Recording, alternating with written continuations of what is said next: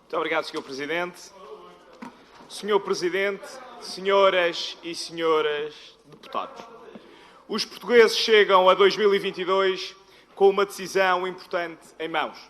Se, por um lado, a pandemia que hoje vivemos condicionou as políticas sociais e económicas dos nossos tempos e dos últimos tempos, fosse qual fosse a maioria política que governasse o país, não deixa de ser igualmente verdade, por outro lado, que a governação socialista que assolou, qual filme de terror, o país em 20 dos últimos 27 anos, teve como resultado um lugar crónico na cauda da Europa. Em 20 dos últimos 27 anos, o PS foi chamado a governar por 5 vezes, tendo, curiosamente, o indivíduo que hoje ocupa o cargo de Primeiro-Ministro de Portugal feito parte do elenco governativo da República em todos esses momentos.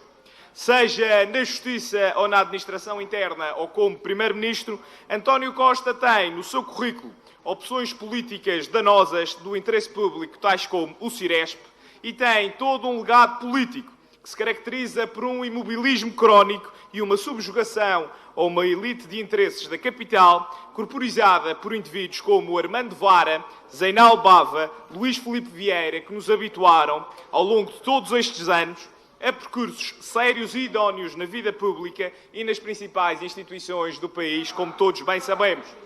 Apesar destas eleições realizarem num período marcado pela tentativa de recuperação da economia global no mundo pós-pandemia, constituem-se estas eleições como a última oportunidade para recuperar um país que apresenta como cartão de visita uma dívida pública que representa 135% do PIB, em que para sair da pobreza uma família leva 5 gerações, ou mantendo-nos no registro da pobreza, estamos apenas atrás de países da Europa de Leste como a Bulgária. Este é o legado da governação do PS, a que se junta a perda generalizada do poder de compra, nomeadamente com a subida abrupta do salário mínimo, sem que se criassem condições para a subida do salário médio. Este é o legado do PS em Portugal. Senhoras e senhores deputados, para os autonomistas, este é um ato eleitoral ainda mais importante.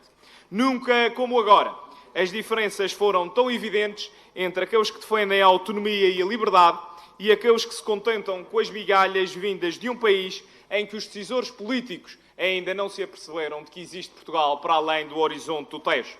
Mas, para além de tudo isto, é evidente que no ato eleitoral do próximo dia 30 de janeiro só há 2 opções claras no sentido de voto. Ou votamos naqueles que, apesar das suas diferenças ideológicas, se unem e põem a Madeira em primeiro, ou votamos naqueles que dizem estar sempre com a Madeira, mas cuja ação em nada nos beneficiou.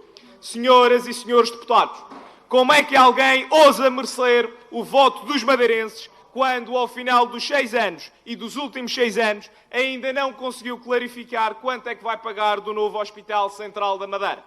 Como é que alguém ousa dizer que merece o voto dos madeirenses quando discrimina os estudantes portugueses do ensino superior na região autónoma da Madeira em matérias como o Sub-23, a majoração do financiamento da Universidade da Madeira ou o aprofundamento da autonomia que nos permitiria, entre outras coisas, dotar a nossa região de mais instrumentos para que seja uma terra ainda mais rica, ainda mais próspera e com mais oportunidades?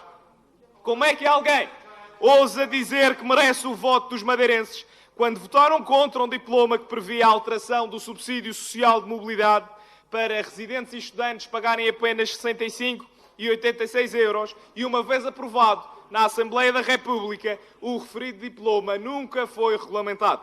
Como é que alguém ousa dizer que merece o voto dos madeirenses quando, depois de tudo isto, tem o desplante, a pouco mais de um mês das eleições, de suspender a vigência da referida lei por, dizem, e cito, dificuldades de aplicação da mesma, quando nada fizeram para a implementar?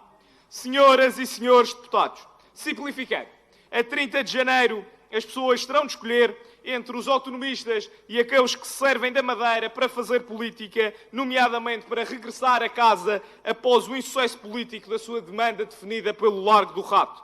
A opção é votar entre os que nos defendem e aqueles que, na hora da verdade, votam contra as propostas que beneficiam a Madeira. A opção é votar entre quem propõe e procura concretizar a resolução dos nossos problemas diários e aqueles que, mesmo quando perdem votações na Casa da Democracia Portuguesa, não aplicam as decisões tomadas pelos representantes do povo português. A opção é votar entre quem procura salvaguardar os instrumentos diferenciadores, criadores de competitividade da região, ou entre aqueles que não tiveram qualquer peso em pôr em risco dezenas de famílias e milhares de pessoas com as opções políticas nefastas à Madeira, como a atitude que o Governo da República do PS teve para com o Centro Internacional de Negócios da Madeira. A 30 de janeiro, escolhemos muito mais do que um líder para o Governo da República. Aquilo que escolhemos é que novo horizonte queremos para os próximos anos. Se um Estado imobilista, parado, incapaz de resolver os problemas dos cidadãos, ou um Estado dinâmico, com novas respostas e com uma perspectiva interclassista, personalista e humana próprios da social-democracia e da democracia cristã.